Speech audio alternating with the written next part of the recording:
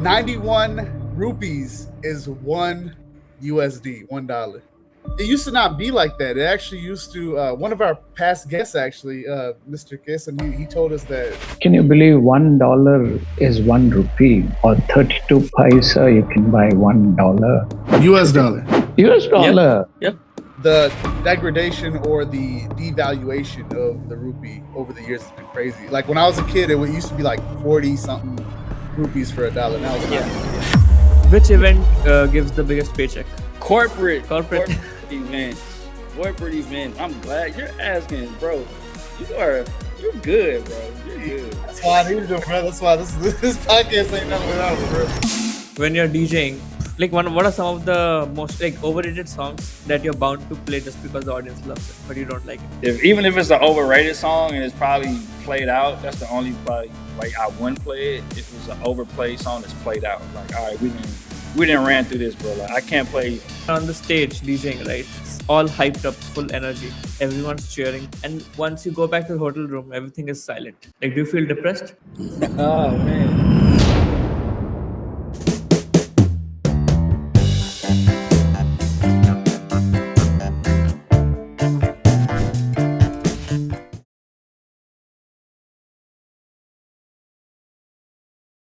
Yo, we're trying to survive right now. We're trying to survive. We're in the middle of a crazy weather. I told you, man, you don't want to move over here, bro.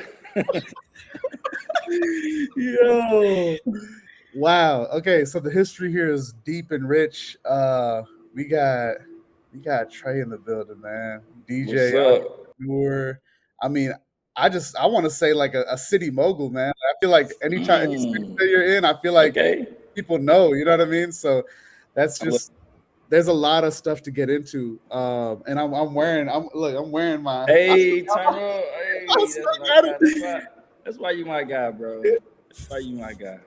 We got. I was gonna ask you what kind of hat is that, but. Oh yeah, no, this is So I never got to get a hat from you guys, but this is from if you know oh my God, what's her name?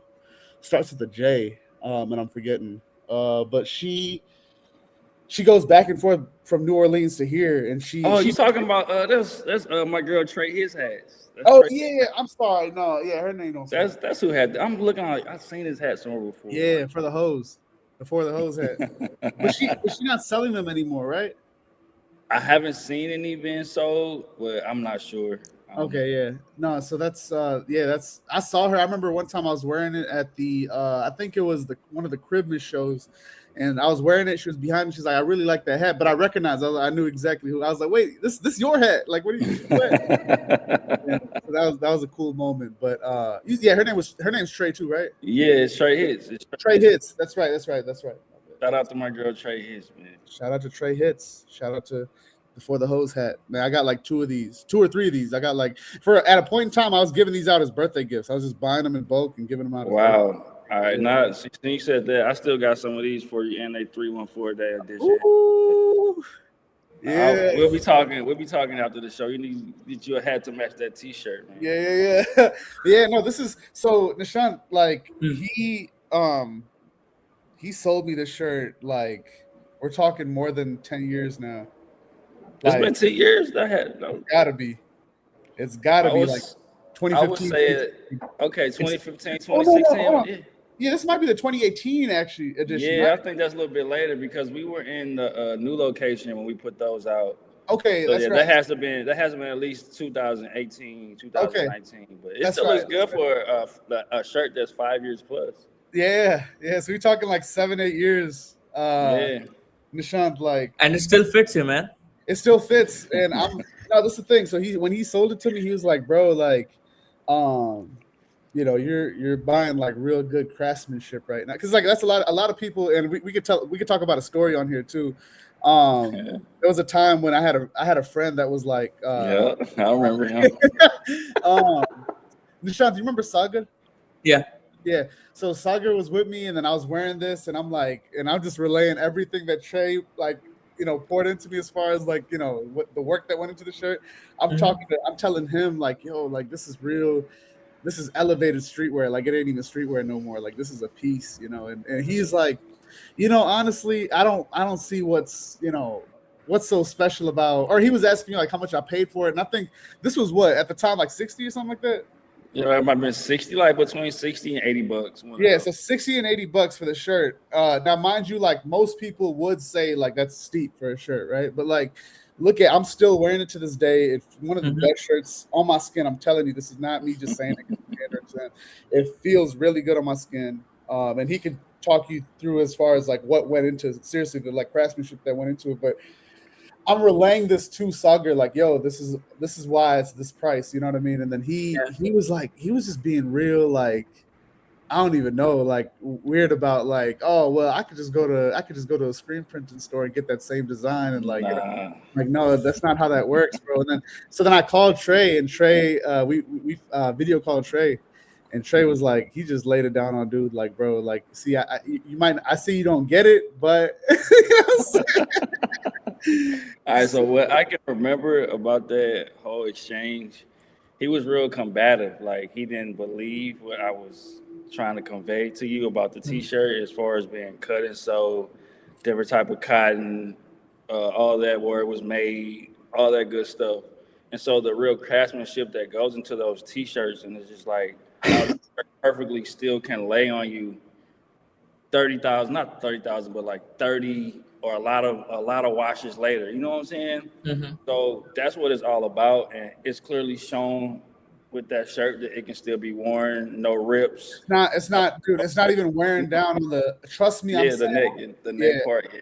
Right. So I wear this a lot. Like Nishant, I wear this a lot. I mean, you can go back to past episodes. I'm wearing this on past episodes too. The one episode of the show, I think I'm wearing this. If you remember that. Yes. Huh? Yeah. And, so, and another major point. I'm sorry to cut you off. Another point. I just wanted to get out before I forget. Yeah. You showed him like the seam, like the cut inside the t-shirt. Like it's not a box cut t-shirt. It has a seam, like a sew through it that has been sewn together piece by piece. The arms, the top, the middle, the bottom. Like, so the proof is in that shirt. Like whatever I told you, it was all truth, all facts. And you're still wearing those facts right now. So if you're still cool with that guy, man, tell him, hey, look, I still got the shirt you was talking mad shit about. Still looks good on me. You know what I'm saying? Yeah. No, it's proof's in the pudding for real, man. But yo, like let's talk about, so I think the first time I met you was it 2014, maybe at the Delmar location, 2015? Yeah, it was at the Delmar location, 2014, 2015. Yep. Okay. Yep. So DNA, the store, Dictate Never Accept, they had the storefront on the Delmar Loop, Nishant, which is like one of the I don't know if you want to call it a business district. What you want to call it? It's just a street with a bunch of shops on it. I'm trying to paint the picture for Nishant. Like, what do you call the loop exactly? Like, it's so back in 2014, 2015, because it's a whole new loop now. But back in 2014, 2015, it was like a community of, I want to say, St. Louisans, like all people from different parts of St. Louis just coming together. People from the south side, north side, west side. They will all come to this location in the loop. And also people that lived in U-City too, they also like was the foundation, the people that made the loop what it was, you know what I'm saying? And then you add the different cultures that was accepted, that kind of fluctuate there and bring the business there. And then once you got your business there, that's where your family comes, that's where your friend comes. So it's like a community being built silently, you know what I'm saying, off just the regular people that lived in St. Louis backs. So now it's like it's a whole different ballgame. It kind of looks like a Chicago Chinatown now. That's real. Yeah. They got a lot. So back in the day, like it'll be a lot of like mom and pops, like local business, clothing. You still got the record store that's pretty local. So like a local business hub for like local business people come run a business there. Like that's what the loop was to me back in 2014, 2015.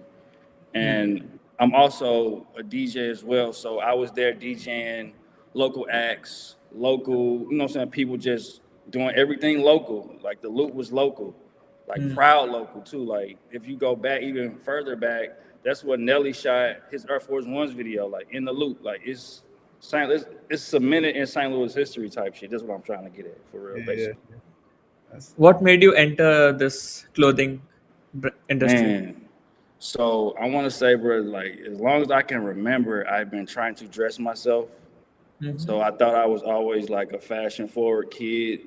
And then I had an older brother that was 11 years older than me that was like in the mix with everything that was going on with like the hip hop scene, like dressing like his favorite rapper, Tupac, and all kind of different things, wearing felines, starter jackets. Like that's where it all started for me as far as like I wanted to get into clothing.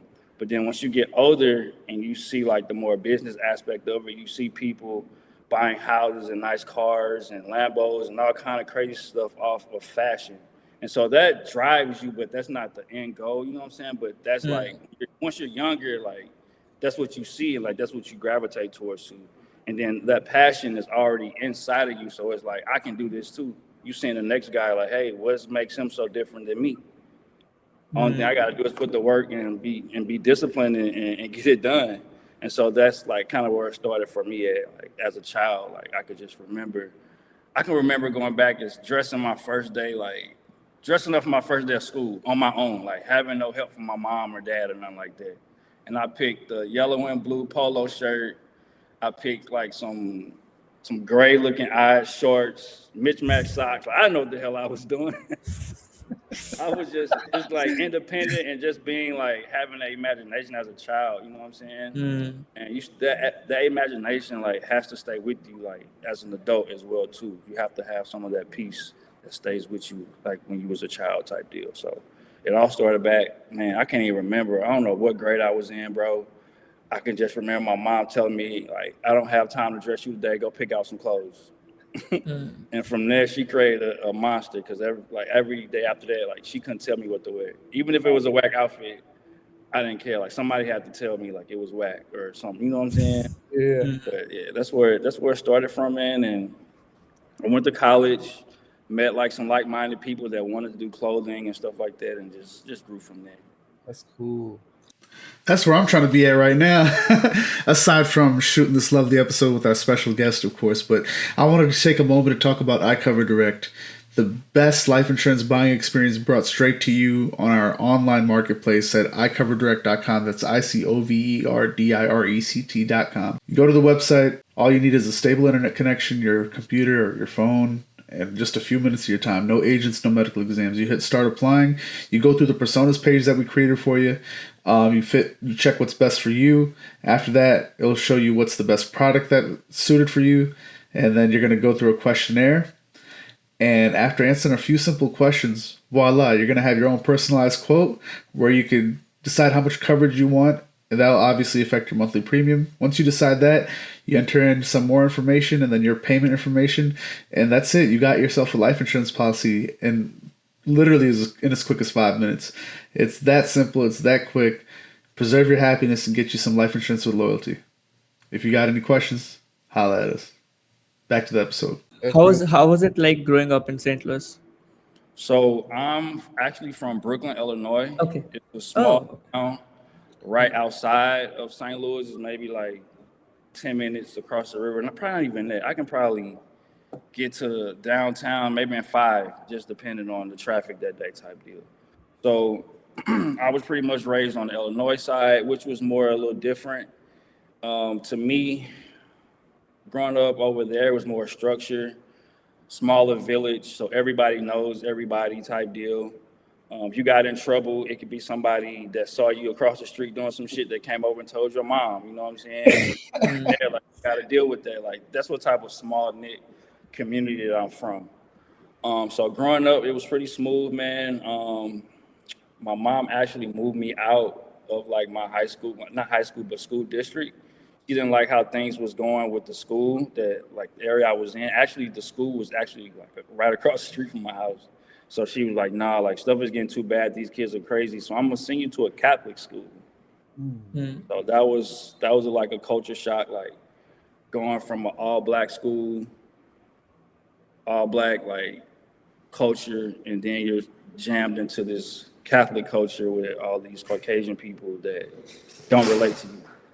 So it can get a little tricky at times, but at the same time, you have to stay true within yourself and understand your roots and where you came from and kind of go with the punches. But one thing I can say about going to that Catholic school, like those people instilled like confidence in me from a young age, maybe like 4th to 5th grade. I was a really good basketball player and they thought I could do fucking everything. And that showed me a lot, you know what I'm saying? Because, you know, like people that look like you know what I'm saying, they may be on your team, but it may be like a little tough love situation going on. And everybody can't thrive off tough love. Some people need like people just instilling confidence. Hey, you can do this. Don't tell yourself you can't do this. Like you can do anything you put your mind to. Stuff like that. And that's what I feel like that Catholic school like kind of instilled in me. To this day, I think about all those teachers and all those students that believed in me and said, Jesse, you can do anything you want. Like like they literally thought I could do everything, bro. And that kind of blew my mind. You know what I'm saying? Because sometimes you kind of like coming from a closed off space. And you don't have that support, you might think you can't do certain things that you just need to put your mind to and do. So I would definitely want to give a shout out to St. Augustine, Canterbury, school after school I went to, my Catholic school. And then after that, I went to like the biggest school in Belleville. I don't know if you heard it, Rana in Belleville, Illinois. It's like maybe 20 minutes away. It's like a big area type deal. So went out there. You moved to Belleville? Yeah, I moved to Belleville. Yeah.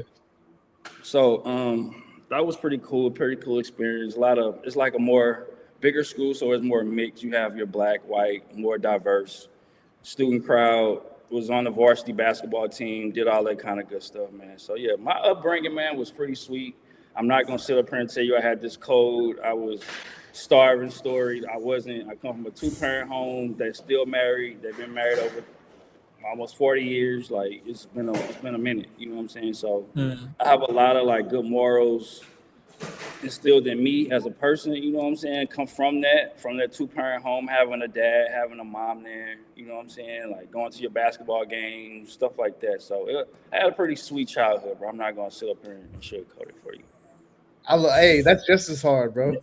That's just as hard. No, for real, that's just as hard. You know what I mean? Like, yeah. So Belleville, I'm thinking. So, which high school you go to? Belleville East. Oh, Belleville. Okay, and then Belleville East. And then you went to college here in St. Louis. So I went to college at Lincoln University. It's 2 years away. I mean, not 2 years, but 2 hours away. It's a HBCU as well. It's like 30 minutes away from a zoo. So, but when I went to college, man, like it was a party school. Like party. Let's all get wasted. Like that's all it was. I want to put Nishant on. I want to my bad. Excuse the background noise. Can you tell Nishant what an HBCU is? So HBCU is a historically black college or university. So it's like they started with Divine 9. It was 9. I think it was 9 schools or something like that. I don't want to get on here and start lying and start misinforming shit on the internet, but it was like it's pretty much like a school that started for black people, because like back in the day we had segregation and all kind of weird shit, you know what I'm saying, that's keeping everybody from being together. So we started our own colleges and it kind of grew from there. And Lincoln University, I want to say, is one of the first ones that started. It's either that one or one that's in Pennsylvania. Oh wow, okay. So yeah, like they had pictures of like Albert Einstein and all kind of like scientists like that was doing shit at Lincoln University. Like it's crazy, bro. You can look that shit up. That's facts. That's fire. That's fire. Oh man. So that did you end up what was your major? Like what was your major? And okay, so my major at Lincoln was mass communication and journalism. So I pretty much like was trying to get into radio. I actually had my own radio show on the college campus. It was called 88.9 KJLU Smooth Jazz. So how it went, you had to have like take certain classes, of course, and then you also had to host a jazz show 4 hours, maybe 8 hours a week before you can get your own show that you wanted to do.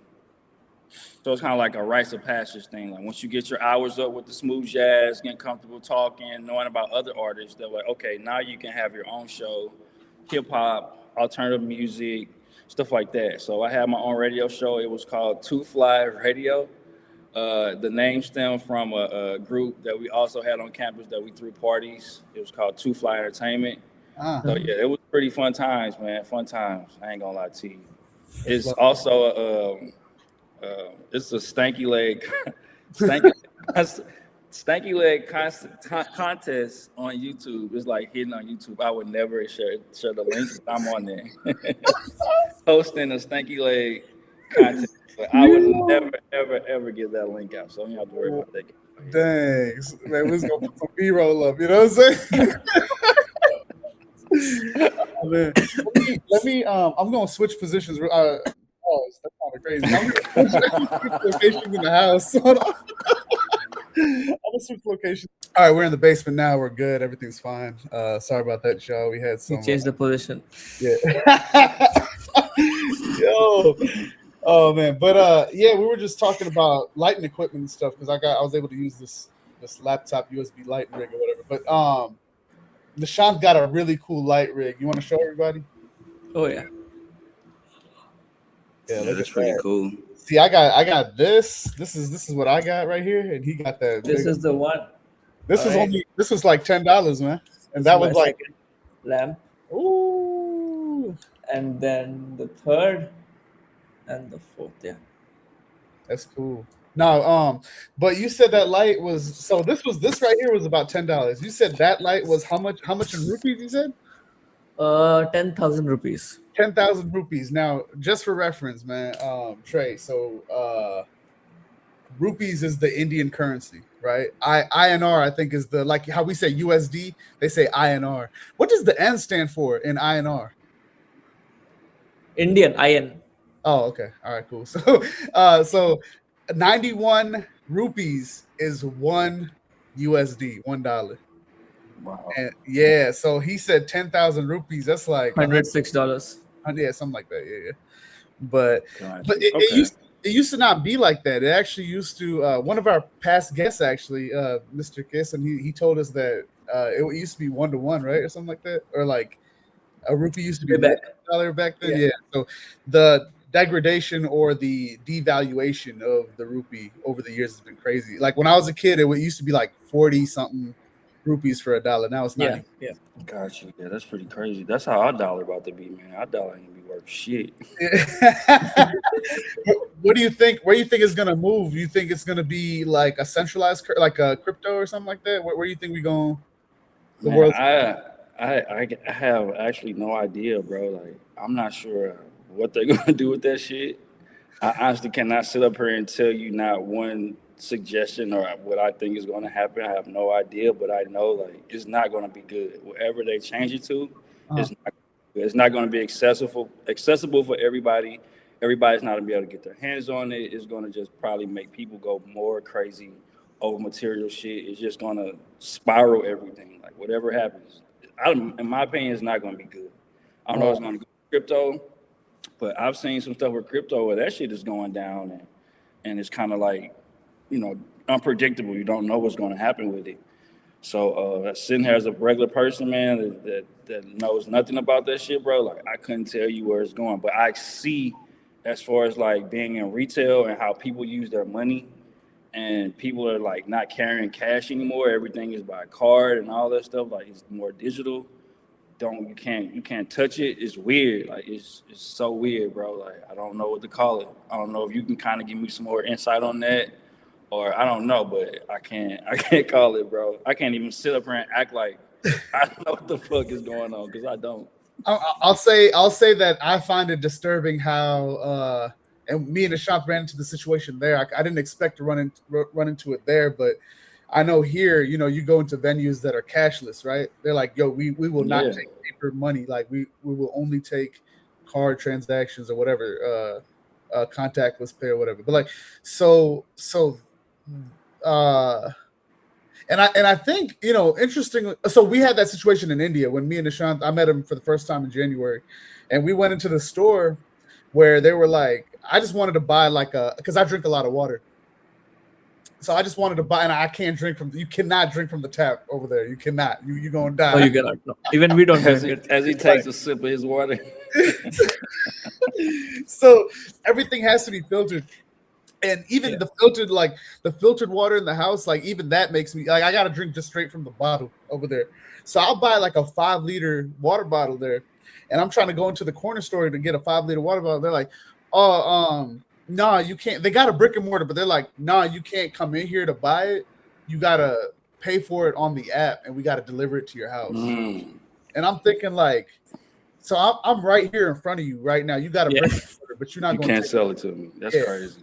I'm like, so then I took a step further. I'm like, or I try to meet them in the middle. I'm like, all right, I'll make the purchase on the app. Can you hand it to me after I make the purchase on the app? They're like, nah. Yeah, like, it goes with delivery fees that have some extra stuff on there they want to put on there and make more money. It's crazy. I don't so it's yeah. So then they were going by the 20 minutes, and then they finally gave it. They're like, okay, you know, they're like, whatever, man. So they gave it to me. I'm like, see, we could have avoided all this trouble if you just gave me the water in the first place. Oh, wow. So yeah, I mean, if you're not going to stand on your rule, like why try to enforce it? Like why try to have it that way? That's pretty stupid. Yeah. That's pretty crazy, man. But I'm in this TikTok rabbit hole with this whole currency stuff too. And it's like everything is set up to be digitalized so they can cut everything off. And then you have all this money digitally that you can't even access. You can't get it out your bank. Because one fun thing I've learned working at a bank, I worked in a bank like this past year, that they don't have all your money there. Like if something happens and you need to go collect all your money from a bank, they don't have the money to get to you. You have to put an order in for that shit. So so let's just say the shit goes down where you can't get on the internet, you can't access your money, you can't go to a fucking ATM machine. What are you gonna do? You're going fucking crazy. So like that's what I feel like it's going. Like you saying, like where's it gonna go? Is it gonna go to crypto? Like I don't know where the hell it's gonna go because all that money is digitalized. Like if something happens, somebody threaten our economic system with our money like that, like we're cooked, bro. Like we're done. Real, yeah. If you ain't got no money saved, like in a safe or something like that, bro, or some cash or something, bro, like I don't know what to tell you. Buried in the backyard, you know what I'm saying? Somewhere. And then on the other hand, the cash money that you have might not be worth shit. So it's yeah, no, that's true. I remember I looked into.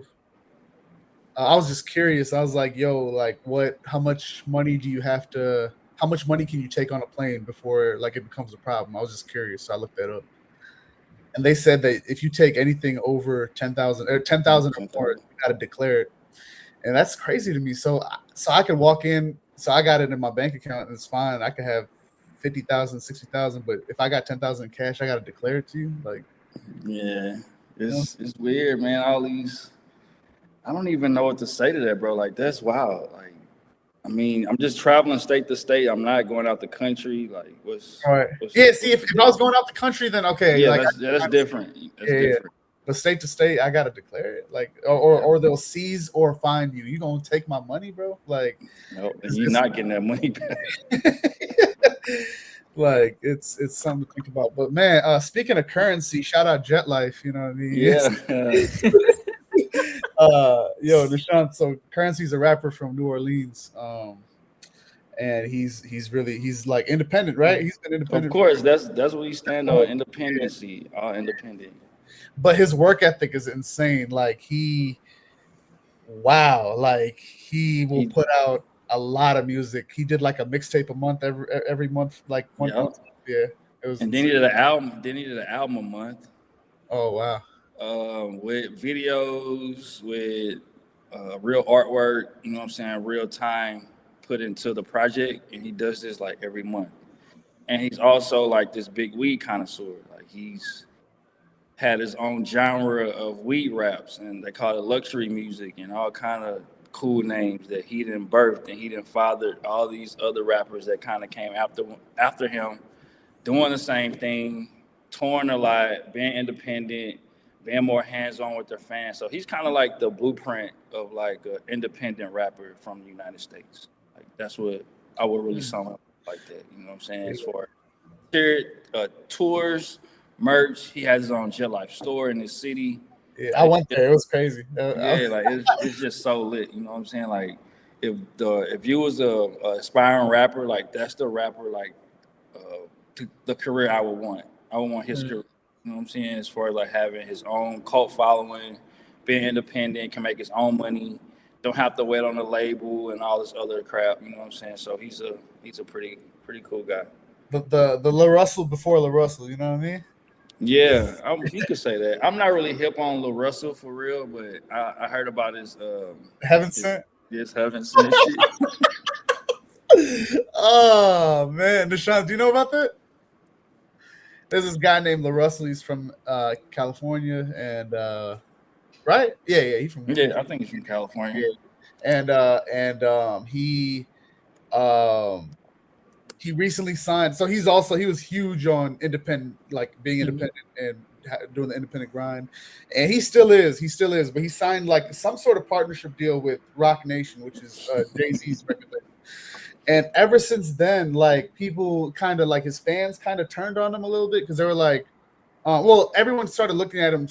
A lot of people started looking at him sideways because they're like, yo, like you was just very loud about like turning down deals and not signing your stuff away and things like that, and finding an independent, betting on yourself and all that. So why'd you now bend the knee for Jay the moment you sat down with him? So anyway, and there's like nuances to that and all that. So he tries to like talk about it or defend it, but it's just not a good look, kind of as far as what people are digesting from what he's saying. Long story short is put him now under like a limelight, so everyone's kind of going into the minutia of what the things that he's doing. So one of the things that he did that first got him in trouble was he said something about like Lil Wayne used to be his favorite rapper, but then he realized he wasn't like really saying much or something like that, or like Lil Wayne's favorite, but like he's not really saying too much in his rap music. So you realize like what is he really saying? And like I don't know, they clipped that, and the internet did what they did with that. Anyway, then now catching up to what we're talking about here, he does these backyard concerts, and he said he had a song that he said he started by saying, my engineer told me never to perform this or something like that, never to put this out, and it's called Heaven Sent. So he starts rapping and he's like something, and it gets like worse and worse as the song progresses. You don't want to say them names, you want to drop them names. He's saying like blank is Heaven Sent, but he like starts with like I think Kanye, which is like all right, and then he goes like Donald Trump, and then he goes like, and then it gets like, and then he goes, and then let's just say he goes like Adolf was Heaven Sent. I'm gonna just say it because I gotta paint the picture of how bad it goes. And then he goes, and then he looks at the camera. He's like, even you're Heaven Sent. Like, why would you club me in with all these people, man? It's crazy. Long story short, he's now deactivated all the social media accounts, I believe. For real? I didn't know that happened. He did that. He deactivated all of it, and he's kind of like just offline now. Wow.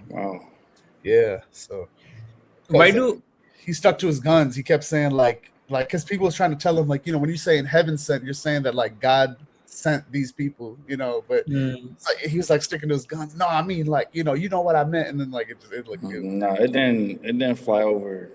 It didn't go right. It didn't go right. I don't even know what to add to that, what you just said, but it was just like, it was damn near like career suicide. You do that shit maybe like 10 years ago, maybe 5 years ago, like you cooked. Do you remember how like sensitive people was like about like after 9/11 happened? Like you couldn't say nothing about 9/11. Like if you did, like you was canceled. Yeah. Like, he's like borderline tittering like on net. You know what I'm saying? Like for these 2026 times. He said that stuff back in the day, like it would have been over because it wasn't any like independent acts, or it wasn't, the internet didn't have a strong presence like it does now. You can break someone just over Instagram and TikTok now. Like you don't even need like radio and different stuff you needed like years back. So it's a different game now. Like he can probably all this will probably blow over probably by the summertime, end of the summer, because like how it is now, bro, like it's so much stuff happening every day. Stories get buried. Like you can do some shit last week, it'd be the top of the news, but then the next day something else will happen. People will forget about it, and they will just go on about their day, unless like I don't know, unless you like have a cult following or something, like you a Nicki Minaj stan or like a Megan Thee Stallion. They don't never forget shit. Like they gonna bring that shit up to the day you die. But now, like for real. Yeah, no, it's real. Nishant, go Like, ahead. why do people hate when someone signs a label? Like, why do people love independent artists more? Because man, like people hate it, especially like okay, if you're a rapper and all you talk about is being independent, I'm on my own, I did this by myself, I ain't need no help. It's just me and my dog. Started from the bottom, now we here, like. But the whole time you were signed to a label, like they're gonna look at you like, bro, like you were lying to us the whole time. So it's kind of like the same thing where like people telling people like don't sign with a label because 9 times out of 10 that label is gonna F you over. Like you're not coming out on top on that unless you're like a Rihanna or like some superstar that makes all this money back for your label. Like you're gonna be pretty much a slave to them. You know what I'm saying? So that's why they tell independent or artists coming up like, man, don't sign. But I got $1.83 in my bank account. I'm broke right now. I got a baby on the way. She gonna need somewhere to live, and this man coming to you with $150,000 check saying you gotta put me out an album every year for 10 years. Like, what you gonna do? Like, what you gonna do, man? Like, you gonna sign that contract? Like, hey, I got a new baby on the way. Shit gotta get taken care of right now. Or you gonna be like, man, I'm gonna wait. I'm gonna just grind this thing out. So sometimes you just in a predicament, man, where people don't know like the choices that you have. Like they don't know your choices. They just see the outcome. They don't know what the fuck you have to put up with to even get that far. So it's like a lot of misconceptions, like just being on the outside looking in, and really don't know what's going on. But for the most part, people don't like labels because they see their favorite artists years down the line suing or crying on the internet saying I ain't got no money. My label took all my money. I'm in a fucked up mental state. So it's not a good look for the record labels because you've been seeing it your whole life. Like if you've been paying attention to rap, like that shit's been happening since I'm 41 years old. I've seen it happen numerous of times. Even with the generation that started everything, like they didn't get they just due. They was probably getting pennies on what they was making. Probably not even a penny. So it's pretty crazy. But yeah, that's my opinion on it, man. That's why I think people look down or they don't like people that sign because nine times out of 10, man, like nothing good come from it unless you just a mega star that blow up like a Drake, Rihanna, shit like that. So Yeah, no, I in the streaming the streaming services are now making it even worse because man, they make it worse. Yeah, like one music side, movie side, it's making it worse. So you mentioned having the radio station on college in college, right? College radio, you're running the college radio. So them kind of having you play jazz music in the beginning, that means you kind of got a good base knowledge of jazz music as far as what's popping, what's not. So let us know what are some good jazz musicians to get into if we ever want to. So there's all kind of different jazz like genres of music. So right now I'm really into Latin jazz. Like it's so smooth. Like you can put it on with any genre. Like they have some beats that kind of sound like house beats. So it kind of like keeps up with time, but it don't have to because it's classic. Like it's classic shit that was made in like the 60s, 70s, 80s type deal. So that's where my kind of attention been at. Off the head, I can't really think of anybody, man, because it's majority about the music for me, not the person. You know what I'm saying? I hear you. Damn, man. It's this dude. I know he got an album. His name is called Wave. I want to say it's like Joe Bim something. I can't pronounce his name. I don't want to butcher it on here, bro. But just look up like Latin jazz, bro, and you will not be disappointed.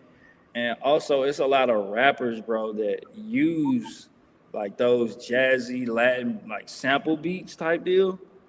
I don't know if you remember this, but Currency and Wiz put out an album in maybe like 2016 called the Live in Concert. So it's kind of like that vibe, but more like Latin flavor. You know what I'm saying? Yeah, that's cool. But back when I was in college, bro, it was just like American artists. It was British artists. It was artists like Kim. You ever heard of this guy named Kim? He got a song called "I Can't Stop Loving You." Oh man, nah. It's like a jazzy type situation, but he's one of like the first smooth, like the black smooth jazz artists I learned about. Guys like him. I first learned about what's her name? Shit, I hate when I get blanks, draw blanks. Oh man, I'm singing a song in my head right now. I cannot think of this lady's name. Jill Scott. So Jill Scott. Okay. Yeah. Jill Scott, she got a song called "Hello, Good Morning." It's like a rendition, and she did it with this dude named Chris Bodie, and he like a saxophone player type shit, and it's smooth as fuck, bro. Like that's the type of shit I'm into when I'm not like in a club or I'm not DJing somewhere, bro. Like I'm at home listening to shit like that. I'm not listening to rap and shit at home, not for real, unless I got some Currency or some Wiz or some cool shit on, some Larry Jones. Dom Kennedy, shit like that. Other than that, bro, like I'm listening to some jazz or some subtle and like some smooth, like eat out the day type shit. You listen to Spiral Staircases? Of course I did. Of course. That's what I was gonna get more. I thought I was gonna get more songs on that one, but it's all that's what I'm running through right now. I had for some reason, so I just put I have a playlist on my phone called Catch Up, and I use YouTube Music. So every Friday, I'll just I'll open up the new releases section or whatever on the homepage, and I will just dump anything that I want to listen to in this Catch Up playlist. And usually it rests at about like 500 songs because I'll kind of chop it down to like 400, 350 or something like that, and then it kind of goes back. So that's the album that I'm listening to right now. Okay. All right. But so I still got to catch up on quite a bit. Like I just finished ASAP Rocky's "Don't Be Dumb." I just finished that. Okay. So I gotta I think Casino's coming up. I just listened to Brent Fire's album, so I'm a little behind, but I'm trying to catch up. So have you heard the new Wiz and Spitter mixtape? It's called Roofless Rooftop Records or something like that. Did that just come out? It came out. It didn't just come out, but it kind of just in recent time came out. Let me see. Oh, Ruthless Records for Drop Tops, right? Is that the one? Yeah. They came out. So it came out the beginning of April. So the beginning of this month, they're about to drop another one. I think next month. So they might be the same thing we just got done talking about a while back. Like maybe him and Wiz about to put out something like that. That's cool. That's cool. Who are some of your favorite hip hop artists? My favorite hip hop artist? Oh my god. Yeah.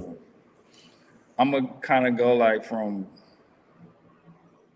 like beginning to like now.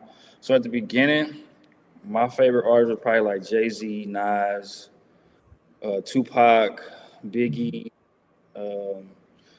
I like LL Cool J, but I like not necessarily his music was cool, but icing on the cake for me was like the way he looked, like the style he had, like the Kango hats, the shades, the big rope chains, like shit like that. Even like in the 90s, he still kind of had it going with the one leg up on the jeans, the Tim boots, the whole muscle man look, you know what I'm saying, with the do-rag and shit on his head with the glasses. Like it was still a cool look. So I really kind of gravitated towards his look for real, more than his music. But as I progressed and got older, my attention kind of went down south with like Houston music, like Screwed Up, Chopped Up music, Paul Wall, Mike Jones, Chameleonaire, like.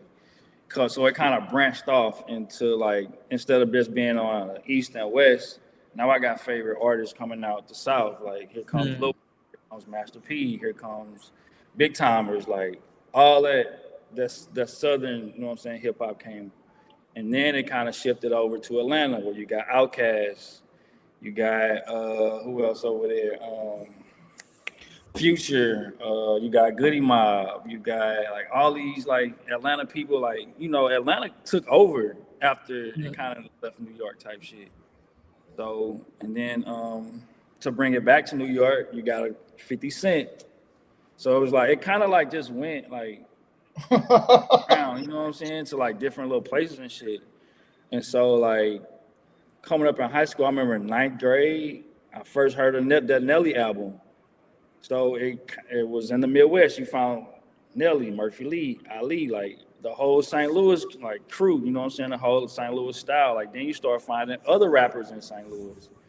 Tef Poe, Rockwell Knuckles, Indiana Rome, who else, man? I'm forgetting people. I Came to Dream, Tef Deezy, ICU. You got producers, shit, man, that's multi-platinum producers from St. Louis. Shout out Chike. Who said shout out who? Chike. Chike. Chike. He got the he did the what was it? The beat for Joyful Noise for Flame and Lecrae. That was that lawsuit with Katy Perry. You gotta send me that, bro. Yeah. Chike the homie. Yeah, like so you got Chase the Money. Chase the money. Yep. Yeah, he from St. Louis. You got Metro, obviously. Yeah, Metro, like that's the biggest one out of St. Louis. That's a cheat code. That's a cheat code. That's a cheat code. Like he's so big, like not you forget his name, but it's so big. It's like don't even have to be said. You know what I'm saying? Like you know, St. Louis, like you already know type shit. And ATL tries to claim him too. Like of course, I would too. Shit, if I left, he left when he was like a teenager. Like he didn't stay in St. Louis, so I get it. You know what I'm saying? Like people like that come to your city. Of course, you want to embrace them with open arms. Like he with us now. Like you know what I'm saying? Yeah. So guys like him. It's another person I'm forgetting. He worked with Lil Durk and Chief Keef and all them guys. He got the intro. Do we like DJ on the beat? So it's a banger. DJ. Okay. I forgot his name. He go by different name on Instagram, all kind of crazy stuff. But yeah, man. So it's like I didn't name all these rappers, but I can't name just 5 because it's so many. Like it's so many people that I'm in tune with, that I listen to, that I fuck with really hard, like passionate about type deal. So I can't just sit up here and give you like 3 rappers. And that's something that I find common with a lot of DJs, right? Like, because I see that, you know, you're listening to so much all the time that it's like you can't really just pick one. You know what I mean? Like, one you just always.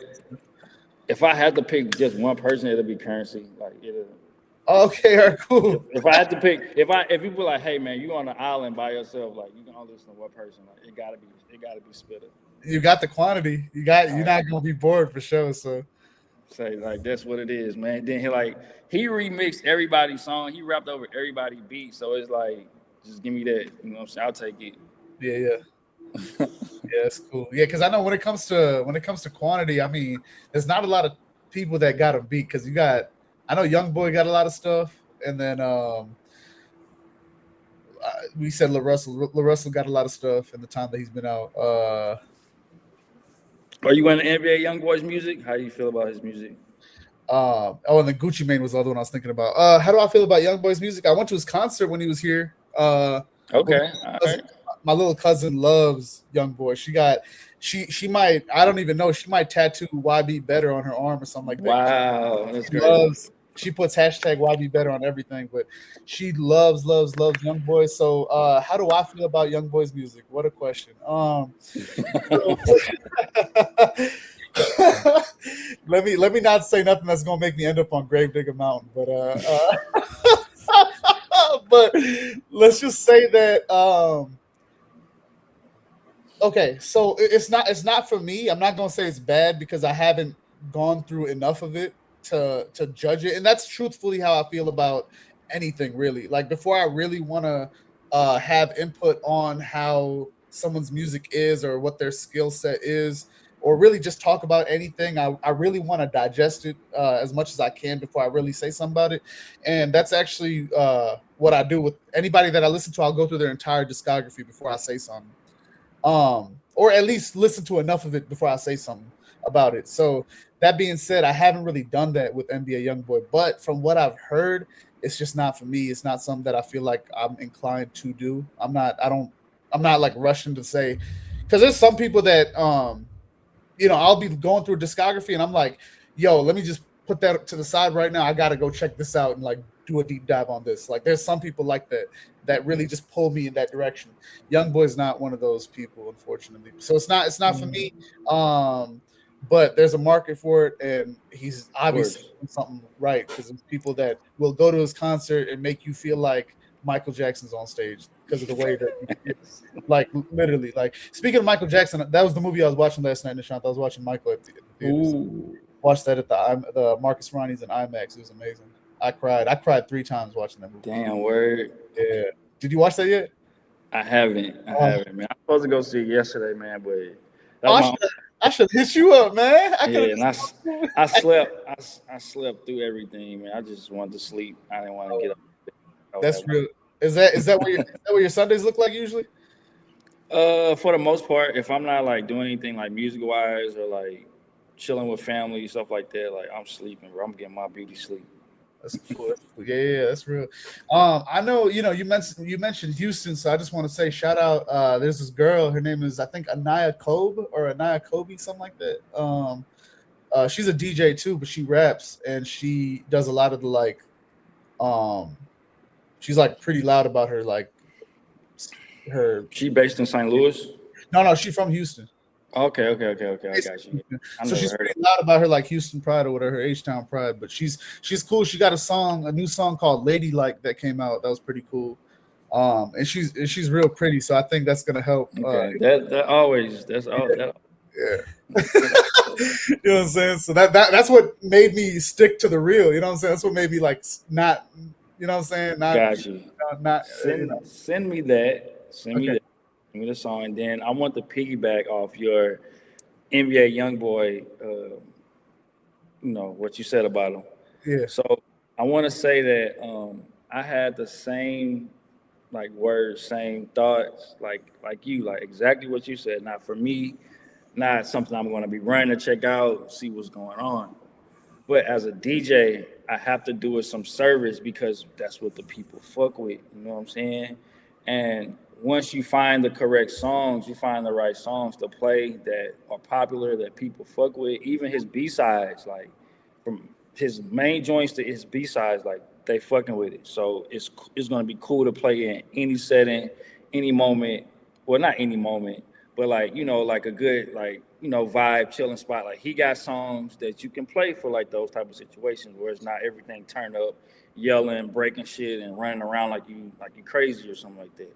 So when I play certain songs and I see the reaction of the people, like that makes me more inclined to be like, okay, like I see maybe why people fuck with this music. I'm listening, I'm seeing what they rapping along with word for word, how they're rapping it, what they're stressing over. Like, I'm like, so he's hitting some points with these people, and it makes sense to me now that I'm a DJ and I play it and I see people reacting to it. See him dancing, see him rapping it word for word.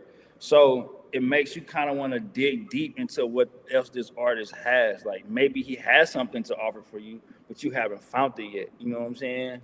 So that's a really cool thing about being a DJ because you breaking songs and you're having a knack to know like what's going to be the next song too, but you're not right all of the time. You know what I'm saying?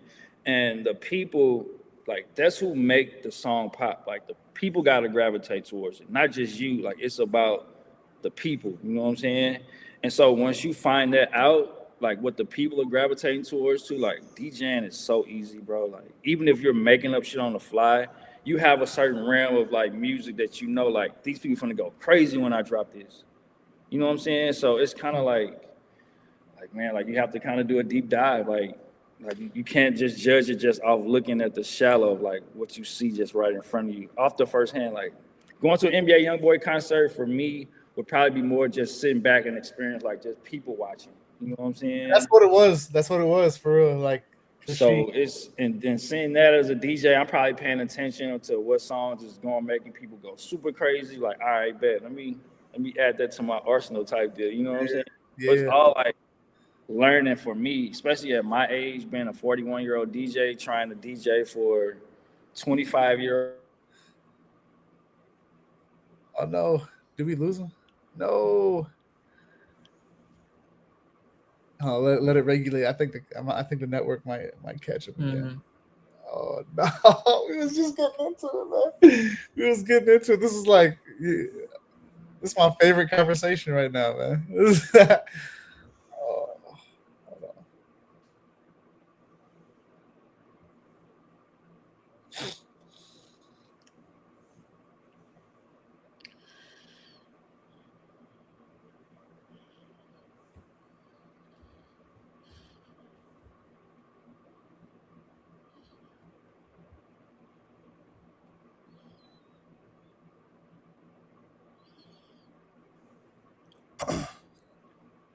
Dang! I hope his laptop didn't die, bro. I hope it's really just him. Actually, no. If I had to pick between his laptop being dead and he's back. Perfect. I was about to say, if I had to pick between his laptop being dead and his internet connection, like being like affected by the weather, I'd rather the laptop be dead so you could just plug it in. But like, No, it was internet connection. okay. Yeah. What was the last thing you heard me say? You were talking about. You were saying that like you know when you go to a concert or particularly like if DJing for 25-year-olds. Oh yeah, okay. My man, he got it. Okay, so being a 41-year-old guy, so it's kind of older. You know what I'm saying? Like everybody I'm DJing for is like within the age group of maybe I want to say 22 to maybe like 32 or 34 at the oldest type deal. You know what I'm saying? So that's pretty younger than what you know what I'm saying my age demographic probably listens to. You know what I'm saying? I don't know any people that's 40 plus listen to the same shit that the kids listen to at maybe 19, 20, 21, 22 in that area. So for me, man, it's kind of like you have to pay attention to the young people. Like Kanye was right. Like you have to listen to the kids. Like that was one of the things like he always said. And that was one of the things like I really believed in what he said. You got to listen to these kids, man, because like they running shit. You know what I'm saying? And it's weird because growing up as a child, like you didn't think that, like you thought adults was everything. Like no, like now in these times, bro, like you have to listen to the people that's coming up, the next generations type deal. So yeah, wow. I try to do that, man. Like you be outdated, like you be playing at these parties and these clubs. They're like, man, where the fuck you get this old ass DJ from? Yo, throw on some MC Breed. Ain't no future. I love that song too. That's like I mean, some stuff you can mix in, man, but some people will be like, some girls gonna be like, this guy's showing his age. You know what I'm saying? Like, you don't want to. I don't want to be that guy. You know what I'm saying? But what makes a perfect artist? A perfect artist? Woo, shit. Man, it's hard nowadays, bro, because everything is accessible. Everything. I can see everything you're doing. You're posting everything. Like your life is not a mystery to me. I know where you eat at. I know what clothes you shop. Like, so it's hard kind of being perfect because nobody's perfect. But as far as like just keeping it music wise, to be a perfect artist there, man, just gotta have hits. You gotta have hits no matter what season it is, no matter what's going on in the world. Like you got hits, bro, like you're excused because it don't matter because the people are loving what you put out.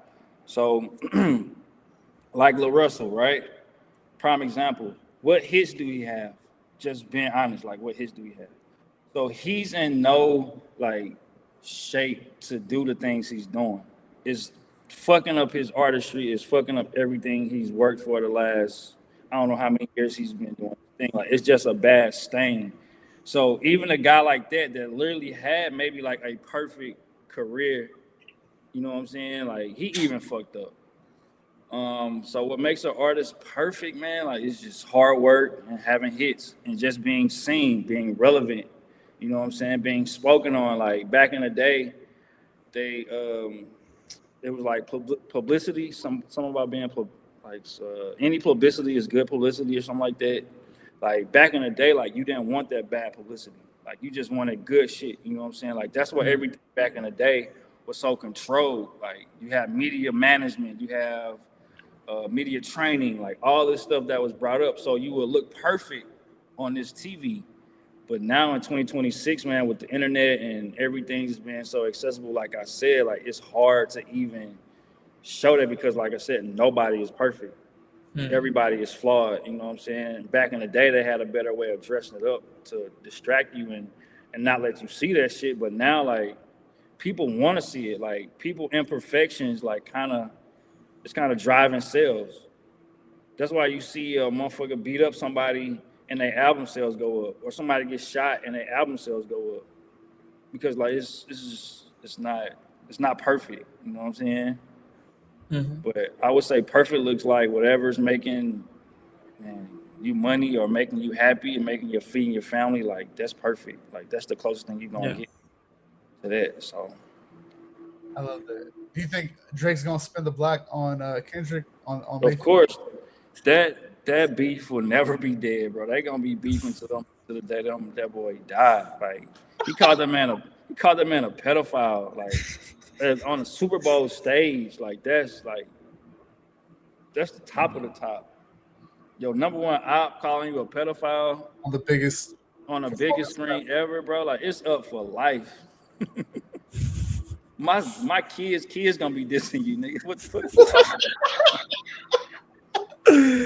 Oh man, are you? What do you think is going to take Drake at this point now to try to salvage somewhat of that superstardom that he once had, or might still have, depending on how you look at it? Yeah, it's definitely depending on how you look at it, man. As a guy that been listening to Drake since fucking 2007, 2008.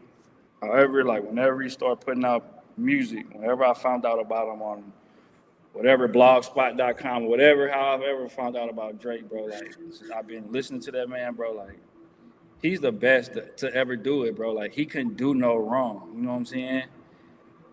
So salvaging like his career, like I just feel like he just need to put out more hits, bro. If he put out more hits and had shit banging like it was 2016, 2017 with guys playing and all that type of shit, bro, like it won't matter. Kendrick won't matter. But if he just come out on some woe is me, you know what I'm saying? Like, why y'all do me like that shit? Like, nobody's gonna be fucking with it. I'm not saying he's gonna do that. I don't think he's gonna drop a deal. I think it's gonna be fire. You know what I'm saying? Like, I definitely think it's gonna be fire. And it's gonna have some shots, you know. But for the most part, salvaging his career, like he good for life, bro. Like Drake, good for life. You know what I'm saying? Like, and then his number one supporter are women. Women are loyal to they people. You know what I'm saying? To the people that listen to. Unless within these last few years, unless you fuck with Megan Thee Stallion. Like they don't play about her, bro. Like you laughing though, but they do not play about her. I love Megan Thee Stallion. I like Megan Thee Stallion. You know, Drake dissed her, like, and then you know he kind of bigged up too. Yeah. So like all those women that was like kind of on the fence with Drake, like they chose their side. Like that's I think he bigger with that situation than Kendrick to me, because women are involved, and when you throw women and stuff, like it changes the whole dynamic of everything. Like battling is cool for us, you know what I'm saying, the guys, but it's probably a seldom few women that's really kind of paying attention to that, but they don't really give a fuck. As long as Drake drops some more new albums, some more new music, some more hot shit, like they don't care about that shit. It's the guys that's kind of harping over it. You know what I'm saying? Want to give big up Kendrick for doing that, but I don't think it's not a lot of girls that's out there like on their train. That was kind of like on the fence with Drake. Uh-huh. You know what I'm saying? Like, oh, he lost the battle to Kendrick. Nah, I'm gonna just fuck with Kendrick. Like, no, like I'm gonna still fuck with him. But the Megan shit was different. The Tory shit was different. So I can understand why. Man, shout out both Megan and Tory. Shout out Megan now, especially there's that situation she got with Clay. And, bro, girls are really mad about that. Girls are really pissed. Like, you can not get on the internet and make any jokes. They are mad, bro. That's how hard they fuck with Megan. Like, you would think like Clay was they nigga that cheated on them type shit. Like they, bro, they even like they're in the comments of like the women like they think he cheated on Meg with. Like I hope it was worth it. Just send us the address. We'll pull up on your account. Like all kind of crazy shit, man. Like they do not play, bro. They don't play. Wow, that's funny. Wow. Yeah. Nishant, go ahead. You wanted to ask? Yeah, like when you're DJing, what are the top, like what are some of the most underrated songs, like overrated songs that you're bound to play just because the audience loves it, but you don't like it? I try to stay like so. Being, man, that's a good question, bro. Damn. So I'm more of like when it comes to DJing for crowds, I'm more of like a people pleaser. Like I kind of look at the crowd and kind of gauge and see what people might want to hear. But if it's like a popular song that like I don't fuck with, I'll probably still play it anyway because I feel like it's bigger than me. You know what I'm saying? It's bigger than what I want to listen to. And so even if it's an overrated song and it's probably played out, that's the only play like I wouldn't play it. If it's an overplayed song that's played out, like all right, we didn't ran through this, bro. Like I can't play Meek Mill Dreams and Nightmares anymore, bro. We didn't ran through that. So it's like stuff like that I won't play, but I'll try to make like a substitute or play something else that's like the new version of that song or something else that some, you know what I'm saying, that they listening to type deal. So, but for the most part, man, I'm gonna play it because it's bigger than me. Somebody might like it out there, and it's not, you know, it's not solely up to me. Like I want to please the people that's in the crowd listening. So I'm gonna tap in with everybody type deal. But that does happen, though. That does put you in a situation like I don't want to play this song, but here, fuck it, here y'all go. Oh man, especially if you ever did like what's the most obscure event you've DJ'd for? Like something that's just you're like, dang, that was a 80-year-old's birthday party, something like that. I don't know. Not that that's obscure because that's cool. I'm just saying something that's out of the ordinary. That's not the usual. So this was like back when I first started, like DJing, like taking gigs and like just put myself out there. You know what I'm saying? So I was DJing this series of drag queen events. They were like drag queen like shows type shit. And so these are evidently they're men, you know what I'm saying, but they're in drag clothing. And these men, bro, they're not like regular sized men, like they're like big ass 6'4", 6'5" men, bro. And it's like, bro, like you could be straight hooping right now, like on an NBA squad. Like, why are you out here like doing this? And that was over, but you know what? Like that was one of my first like big DJ paying gigs though. And it taught me, bro, like you can't judge a book by its cover. Like you want to be an entertainer, like you gotta entertain no matter what they look like, no matter what they into. So that taught me like, hey, bro, like you might want to get like a genre of things that like a little window, like you want to just fuck with, or you go out and you can do kind of different things, but you have to choose like what you want to do, because you have to be comfortable in every aspect of every room you walk into. And I'm secure with myself, you know what I'm saying? Like I can walk into a room with anybody and not feel away. But at the same time, being a young DJ, just starting off, like I would say, like that was probably like my biggest, like oh shit, like what am I doing? Is this really happening? Which event gives the biggest paycheck? Corporate events. Corporate events. I'm glad you're asking, bro. You're good, bro. You're good. That's why I needed it, bro. That's why this podcast ain't nothing without it, bro. All right, so I got a deal, man, where I'm working with Pepsi.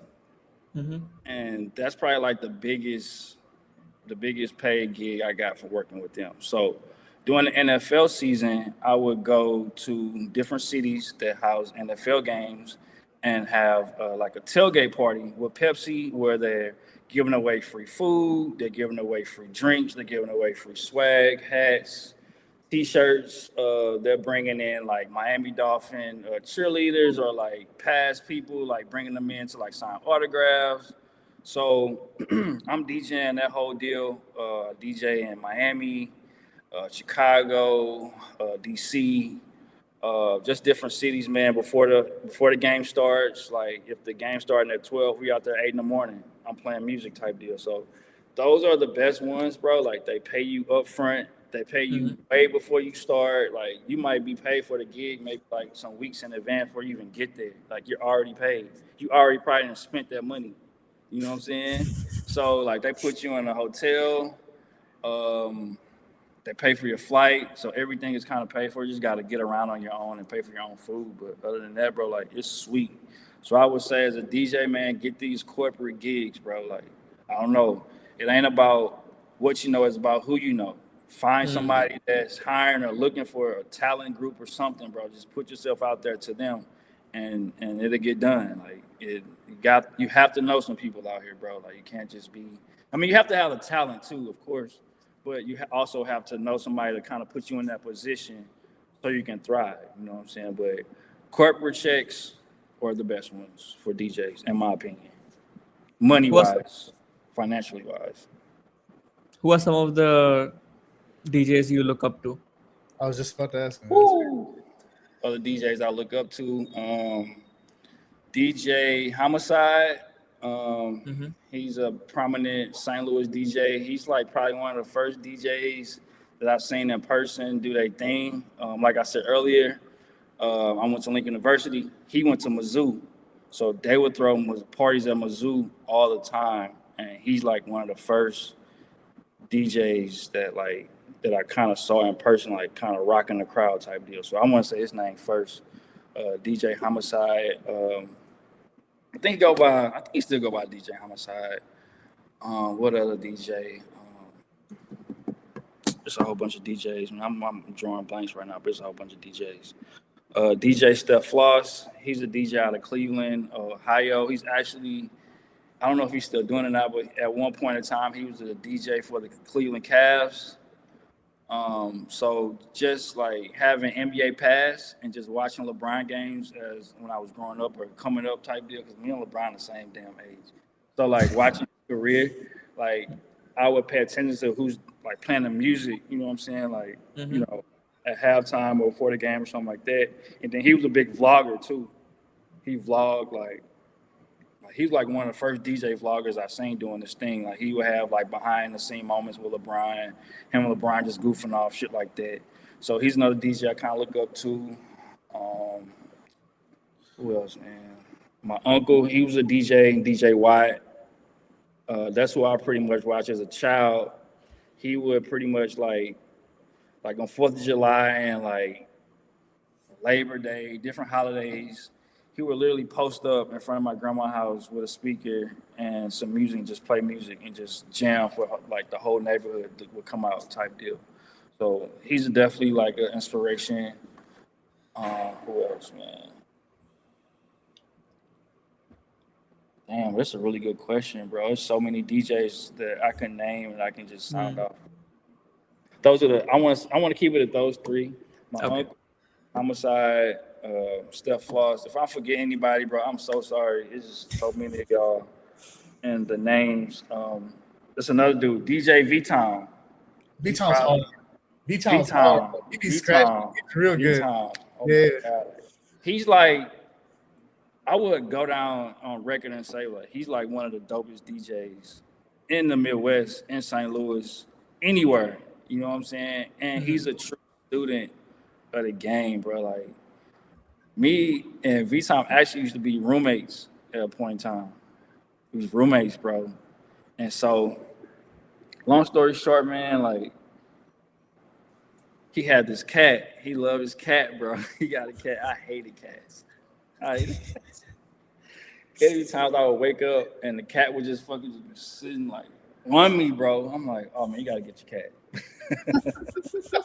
But no, V-Tom, man, like V-Tom, he's a very cool dude, man. I fuck with V-Tom. V-Tom, you watching, man? Huge shout out to you, bro. You like one of the illest, bro, ever did this shit.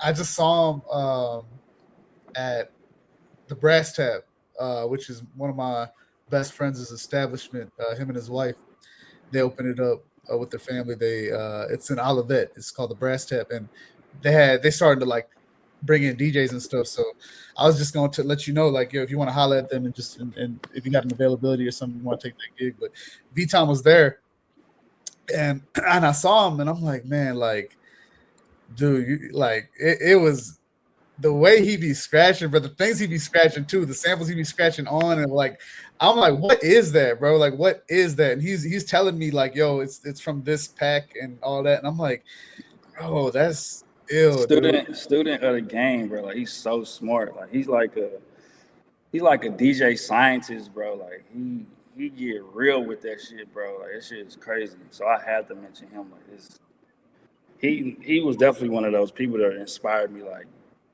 bro, like, what the fuck?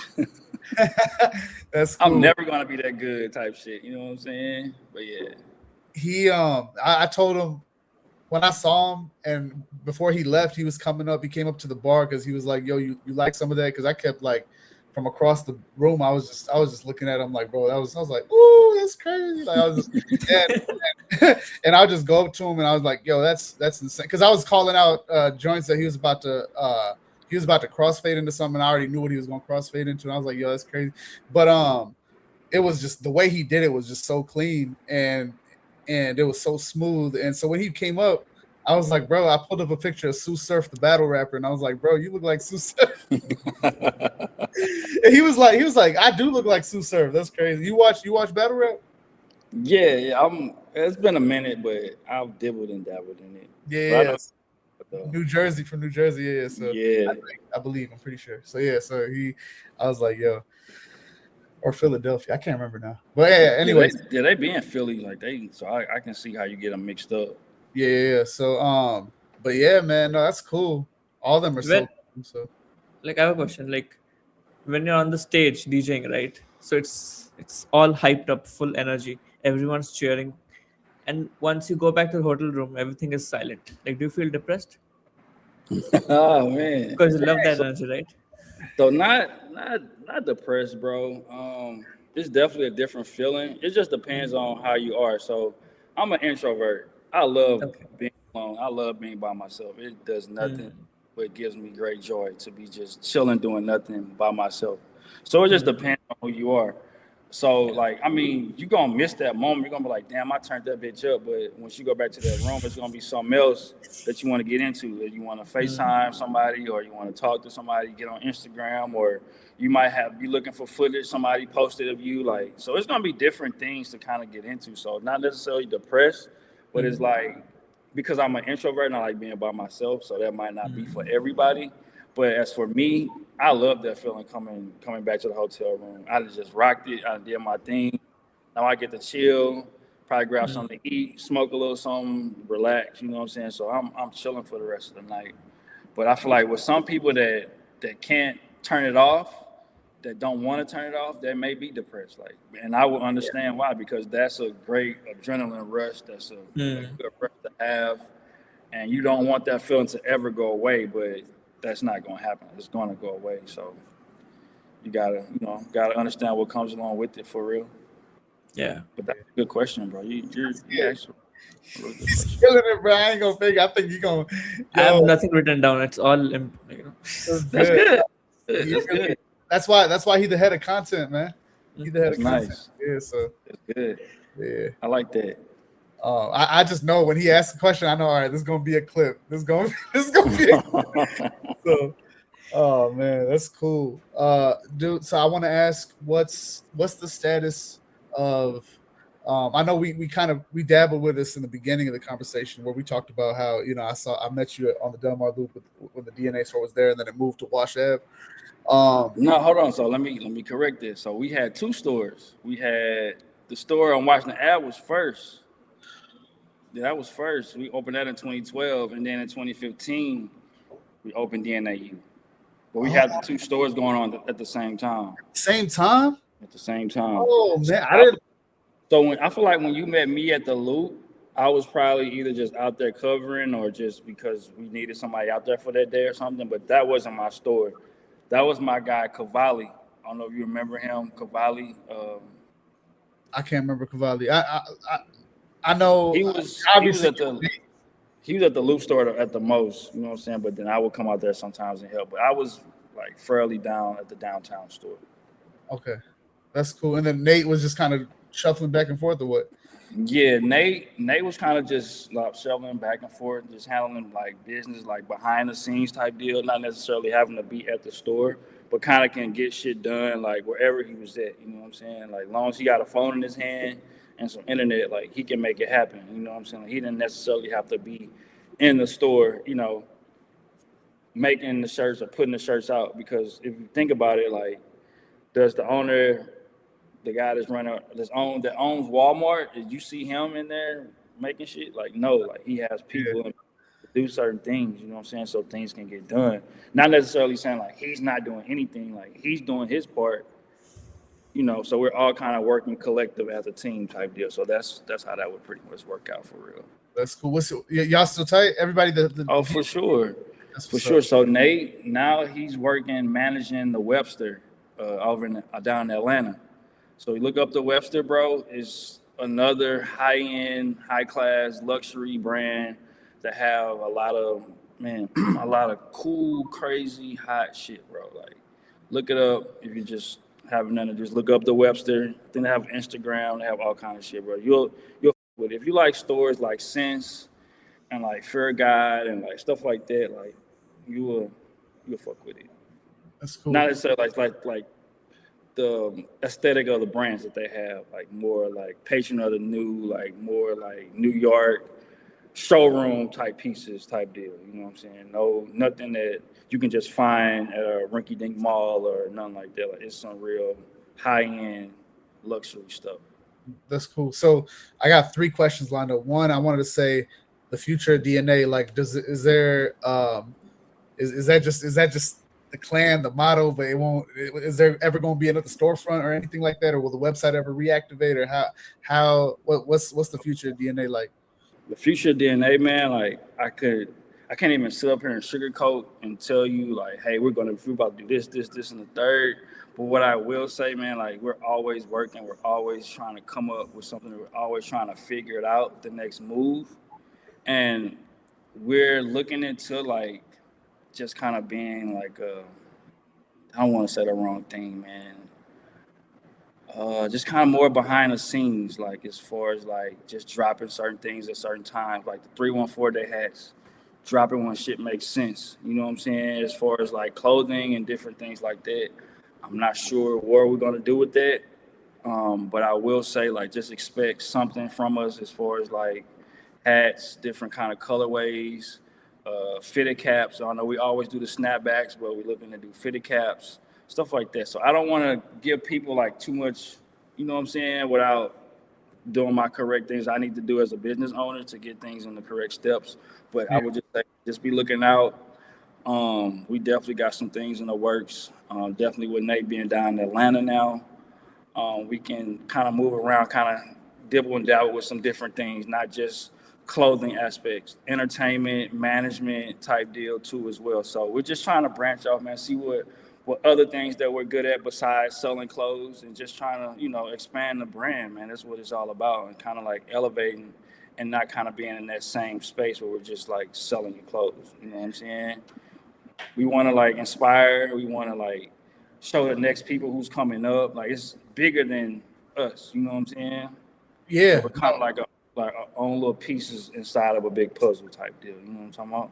I love that. Yeah, that's how it always felt too. It always felt like a movement more than just a brand. Yeah, clothing. Yeah. So, and you felt that in the streets. You feel that with people still wearing our clothing today. I had, bro, like true story. I was going to my gig. What was that? Yesterday, and I had an Uber driver that bought some pants and a T-shirt for me that he was still wearing yesterday, bro. It was these pants called EPTM pants. They had like the stripe. They were like the jogging kind of like joints that you could wear to the club type shit. So he had those, and he had like a T-shirt that was like, it was like one from the Cut and Sew movements. Damn, the brand, I forgot the name of the brand, but it was a Cut and Sew brand. Had the elongated tees with the tail in the back. That has to be from like 2014, 2015. So, bro. But he remembered me though. he remembered me, like, and it was so crazy. I'm like, bro, you got on a full DNA fit from 2014, 2015, which is nuts in 2026. That's wild. So it just speaks to the brand, man. It just speaks to what we stood on.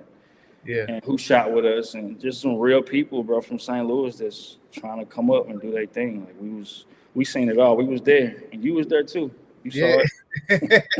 No word. And I know y'all got the acumen and the connections too. I mean, I know Nate real cool with the clips, right? Like he was. Yeah. Was you at that show? So the show I was at with them, we was in Chicago, and Pepsi had this thing where it's called the Dig-In. And so they highlight Black business owners, like restaurant owners, and they let them vend, you know what I'm saying, the event, and they have food provided for like the people that come out. The show is free. I don't think the food was free, but it might have been. No, the food was not free. I'm tripping. But I think like the Pepsi drinks and stuff was free, stuff like that, but you had to pay for vending of the food type deal to eat there. But yeah, so that was another thing I was talking about, management. Like, Nate is he works with the clips, he works with different artists, just getting bags, you know what I'm saying? Just being able to connect the dots type shit, you know what I'm saying? So like just knowing people, bro, like, and being able to like put money in people's pockets just off relationships.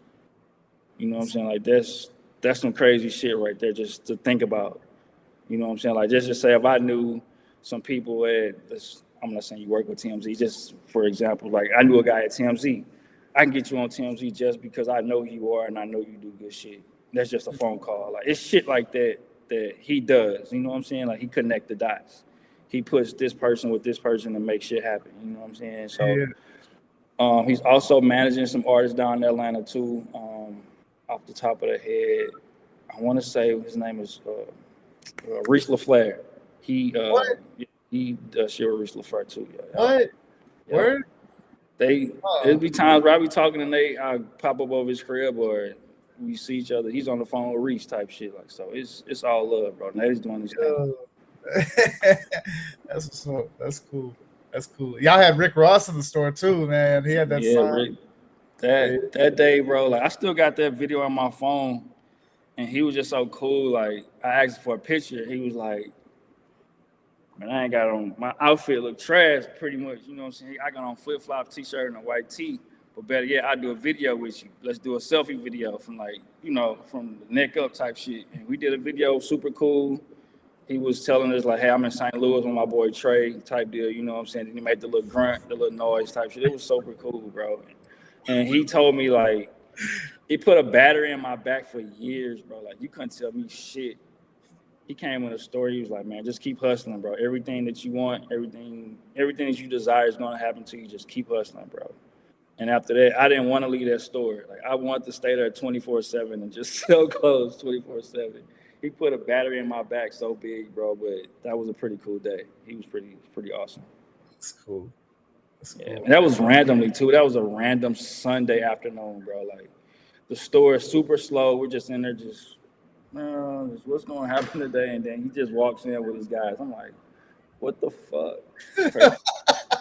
That was real cool. I remember when I saw that signature when I came in because he signed something too, right? Yeah. When I saw it, pure entertainer. Yeah. I was because like, he was chill. But once we got like the phones out and shit, he was like, man, what a markers? I want to sign some autographs. Like it's on his own. Like nobody asked him to do. He just wanted to do it. Yeah, that's like, this dude's cool as hell. It's real cool. Yeah, and I like that thing that he does too, where he'll have anybody that got a brand, he'll have send it to me and then I'll wear it on for a post. Yeah. That's a cool thing for free. Like, a lot of people don't do that stuff. They want to get paid. They want all kind of like stipulations and stuff, but he did it for free, man, out the night kindness of his heart. I don't know if he's still doing it today, but that was a pretty cool thing that he was doing with local. Yeah. Nishant, what's up? I'm so sorry to cut you off like that. I know you are having an amazing time with a lovely guest and this beautiful episode, but I wanted to tell you something important today. Something that will help you protect your family financially for the future. Yes, you heard that right. I'm talking about iCoverDirect. iCoverDirect is a D2C platform where you can get your life insurance policy in a matter of minutes at the comfort of your home. All you need is your mobile phone and your laptop, and you visit iCoverDirect.com. You can click on Get Up. You click on Start Applying. That will lead to your personas page, right, where you can select what you need, your requirements, everything. Right, then you'll put in your state, your age, give you all your personal information, and answer all the medical questions about you, and that's it. Trust me, in just 5 minutes you'll get your life insurance policy code. Right, you can go through the payment method, and voila, that's it. So protect your family, because life is unpredictable. Get yourself and your family a life insurance policy, so that when you're not around, they're secured, they're taken care of. So yeah, stay secured, and yeah, back to the episode. No, like one of the things that I observed while you both were talking is like in the entire episode was St. Louis, right? Your love for St. Louis. What's special about it? Man, St. Louis, man, like, so like, like yin and yang, good, bad, whatever you want to call it, is like it embodies that, because St. Louis is great. Like, certain aspects is amazing. It's great. The people, the food, the areas, the culture, just how people, like the slang, how they talk, how they, her, like it's embedded like in the town. Like, it's strong energy, bro. But it's also negative, bad energy. And if you got strong, good energy, you're gonna have strong negative energy as well. It is what it is, bro. But what makes St. Louis so great, man, is that great energy. Like, it's just something, like, you never been here, so I can't really talk you through it. It's something that you have to like experience on your own. It could go with food, it can go with the women, it can go with just weather, the atmosphere. Like, it can go with everything, bro. Like, you can either fall in love with it or you can hate it. There's no in between. And I feel like that's the thing with St. Louis, bro. You can't be in between with St. Louis. You have to pick a side. You know what I'm saying? Yeah. That's what makes it so great too. You know, it's like the things that make shit so great can also be its downfall, like in the same little breath as well. It's that powerful. Yeah. It can be good or bad, like drastically. You know what I'm saying? So that's a great quality about St. Louis, man. Like, St. Louis people are so powerful, bro. Like, it's ridiculous. Like, if you just like scatter as far as like just being on the entertainment side, I want to talk about NBA. We got NBA players. We just had a shit ton of NFL players being drafted. We got movie stars, you got musicians, you got pioneers from everything. Like, it's so crazy, bro, when you think about it, like all of the pool, all the people that came out of St. Louis and what they did when they got out of St. Louis. It's crazy. So like that's not all I can say. I can go on and on and on, bro. Like, it's just like have you heard that song by the St. Lunatics? Let Me In Now. Is that the Let Me In Now song? Like, where he like I'm from the loot and I'm proud. Yeah. Like, it's really like that's a really real thing, bro. Like, they're super proud, bro. Even if St. Louis, like, don't matter what they had, like, if you just got $1 to your name, you that dollar ain't gonna mean shit. Like, you still got that pride. You still think you the shit, and that's what St. Louis embodies. It don't matter like what material things you have. It's all up here in your mind. You know what I'm saying? They might call you delusional at first, but then when they work out and you're on top, it's like, oh man, that dude crazy nice, man. He was doing this one, blah, blah, blah. But no, he was called delusional and crazy back then. But now, since he's popping, it's a different story.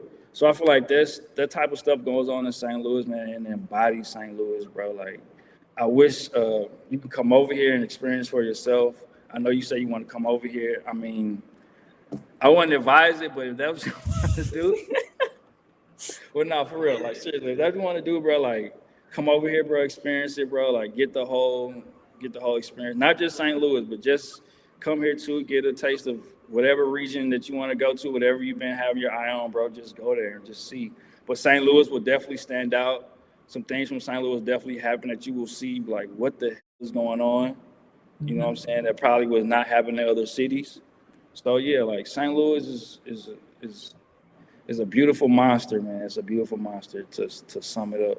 You know what I'm saying? Wow. Like, a beautiful monster. I should have closed the restaurant today. I don't know why I kept it open, bro. That was a waste. I don't know why I did that. That's crazy. Restaurant? What you talking about? So I don't know if you remember. My parents got a restaurant called Taj Palace. I don't know if I ever told you, bro. So I don't think you did. Because we learn. I'm sure learning more about you in this one conversation. so I'm like, yo, but and we do gotta. I'm gonna chop it up with you after this call too, because I'm gonna send you that one girl too. But my parents got my parents always been I was born in the restaurant industry. As far as my parents always being in the restaurant industry, my dad was. He used to work at India Palace. If you remember, it used to be on the 11th floor on the way to the airport. There used to be an Indian restaurant on the top of that brick building. You know what I'm talking about? No, all right. So anyway, so he always like opened up places. They all like shut down until he finally hit a lick with Taj Palace, which is in Chesterfield. So it's been open for 17 years now. So he's had that. He's been running that. And so when I was old enough, I started helping him out there. I was like assistant manager or general manager, whatever, just help him getting where I could fit in. And then slowly I opened up my own place called the Butter Chicken Spot last year on St. Louis Day. And it's in Chesterfield also, bro. Yes, congratulations, bro. It's crazy. Thank you, bro. I appreciate it. You gotta come, you gotta pull up, man. Of course. Yeah, please. Yeah. So it's off Clayton and Baxter. It's called the Butter Chicken Spot. Okay, so like you own a business. You're not. I mean, you're the owner, so you're making shit happen. So you're not gonna be in tables and shit, like, you know how this shit goes, man. Yeah. But yeah, that's dope, bro. Definitely send me the address, bro. I'm gonna definitely pull up. Definitely gotta support. All right, for sure. Yeah, I'm gonna send that. I'm gonna send you a Nia Cove, whatever her name is, from H-Town. And then what was the last thing? I was gonna ask you one more thing before I let you go. Hanuman, have you heard about Hanuman Kind? Who?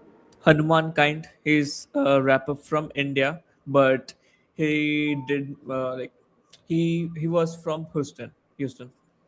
Okay, no, you have to send me your stuff, bro. I'm always. He's an Indian dude. He had the song. It sounded like Project Pat.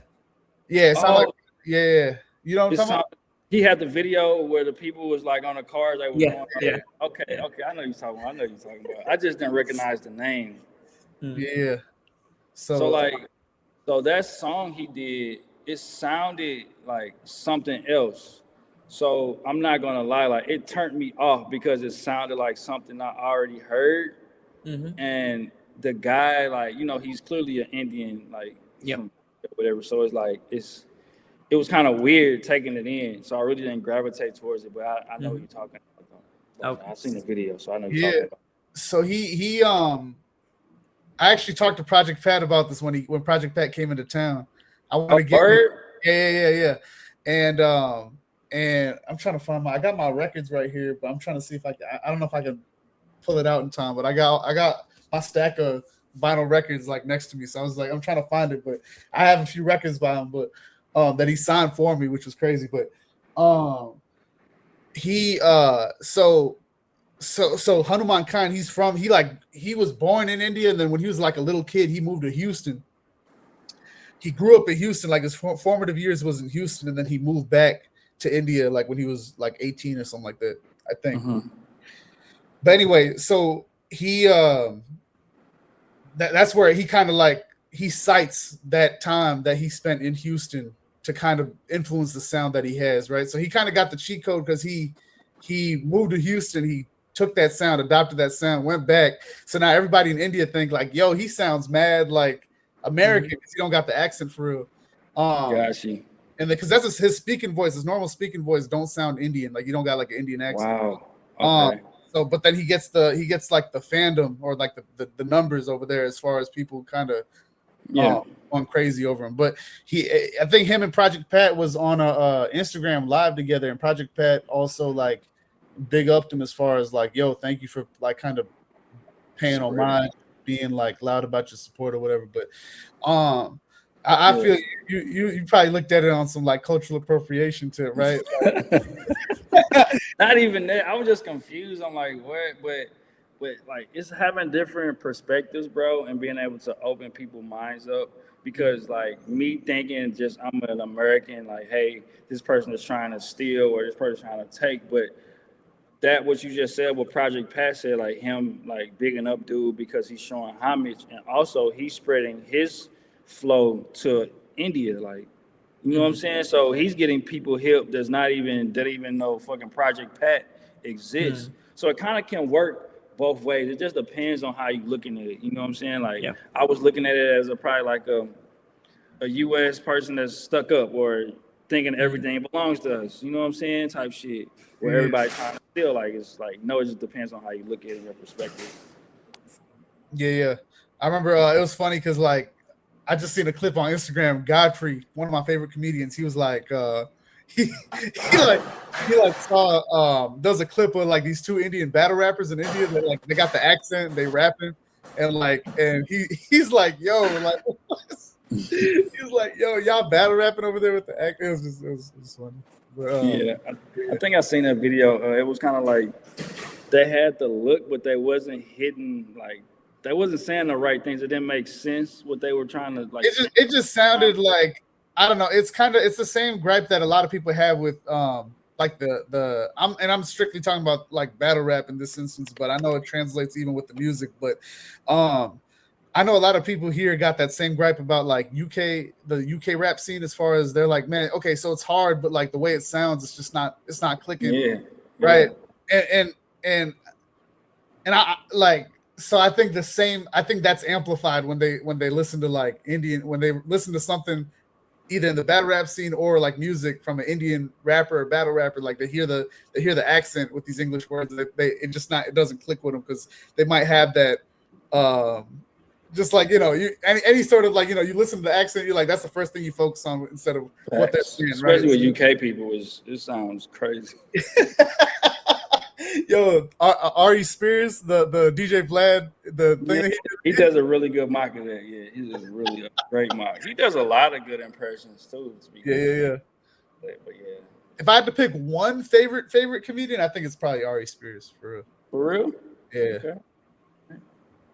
Yeah, I like Patrice O'Neal too a lot, but I probably pick Ari. Go Patrice. I feel like he tried to embody like a little Patrice in his like being real and trying to like tell it like how it is, you know what I'm saying? Yeah. But yeah, I like him as a comedian too.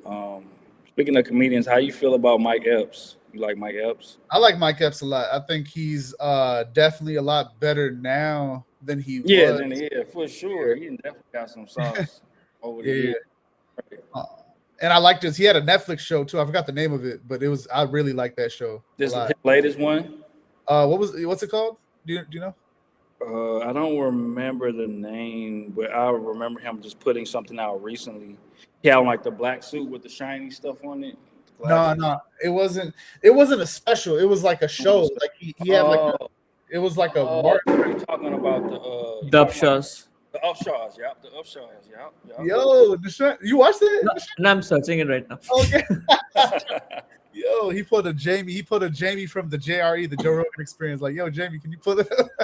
Yeah, that's what you gotta be quick, man. You gotta be quick and on your toes. Nishant's quick with it, man. Nishant, we're running at an hour 42. I think it's probably the longest episode we done had, man. You wanna ask him anything else before we sign off, man? Which team do you follow in NBA? NBA, Lakers, baby. Lakers in 5. They playing the Rockets right now. It's 3-1. Yeah. So by the time we put this episode out, it's probably be around finals time or maybe late playoff time. So we'll see what happens. But I'm definitely rolling with my Lakers, man. We need Luka and AR back ASAP though. Yeah. But I got a question for you, bro. What's up? So what do you listen? Like, what kind of music do you listen to? You listen to Indian like music, or you listen to music from the States? Like, what music do you listen to? You asking Nishant, right? Nishant, yeah. Oh, okay. What kind of music? Last year, Rana introduced me to hip hop, so I've been listening to a lot of Indian hip hop, basically, like Lashkari and Naam Sujal, Seedhe Maut, and all the like local artists. I listen to Ed Sheeran and all that pop music more, right? But thanks to Rana, he introduced me to hip hop, right? So I've been like slowly discovering new people. Got you. Okay. So what like woman like you gravitate towards to like in R&B, hip hop? Do you like women performers? Like how does that work for you? Not much. Like I don't like. I haven't really tried, or I haven't really listened to much female performers yet. Okay. Your girl listen to. She's a big jazz, and she's a big rock fan. Okay. You know, All right. so Cool. I can just pull up the wait. Man, I wish I only had I was only a year into hip hop. I wonder who I would listen to if I was only a year in it. You know what I'm saying? Like, Yeah, a lot of it was I think what I was listening to at the time. I think so. Like the Clips project was a big thing that I put him on. Then I started giving him I think he would just I'll be like, okay, name somebody, and then I'll just run down like what they're like, what I feel like their best songs are. So he would be like, okay, Kendrick Lamar. So I'd just be like, all right, Rigor Mortis, whatever, like Money. You put him on some Section 80? Yeah, of course. Okay. Yeah. All right. That's like the starter pack. Yeah. So I'll just put him, I'll just say, yo, name somebody. I'll the Fall Off just came out. I was like, bro, you gotta listen to the Fall Off, you know what I mean? So anybody really that I Childish Gambino, that's one of my favorites. I put him on that. Okay. And then it was quite a bit. There was a point where Tory Lanez is one of my favorites, so I was putting him onto that. Bryson Tiller, I was putting him onto that. So Bryson got some new music about to come out too. A word? Oh yeah, I saw that. He did put some on Instagram. Yeah, that's right. Yeah, I want him to put that game out. He got a game that he's supposed to put out, but he a video game that he was working on, but he hasn't there's type deal. I don't even know, man. He was real elusive, or I don't even know if I'm using that word right, ambiguous about it, but then we never really heard nothing else about it after that. But yeah, you got any plans of going to India, bro? Big bro, you want to go to India anytime? Hey man, if it sounds cool, I'll go. Man, I go anywhere, bro. I just got to be able to come back. I'm not gonna be stuck. Or go where I want to go. You know what I'm saying? I can't be stuck. But that's where I'm trying to get out of this situation. Cause I know they're about to have people stuck here, bro. You can't leave the country type shit. That's happening? I feel like Trump is putting shit in places so that could barely happen. You know what I'm saying? With the whole real ID and the passport shit. It's just a lot of weird shit going on. That's scary. But yeah. That ain't gonna be fun. I'm trying to go back in December, man. It's not gonna be. Yo. I'm not trying to, but at the same time, I shouldn't put that energy out. That's not going to happen. All right, good. Yo, we good, man. That's good. And you both are wearing the red and the blue, so. Yep. Oh yeah. Man. Yeah. The Fleur de Lis. Does that hat got a Fleur de Lis on it? Who? The Fleur de Lis. Does that hat on it? Oh no.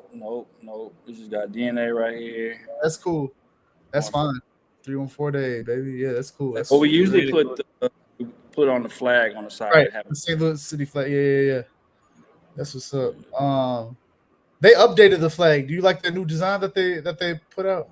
No, man. Everything is capitalism and just monetizing everything, bro. Because we're putting the flag on stuff, bro. Well, nobody using that flag, bro. Was nobody using that flag, man?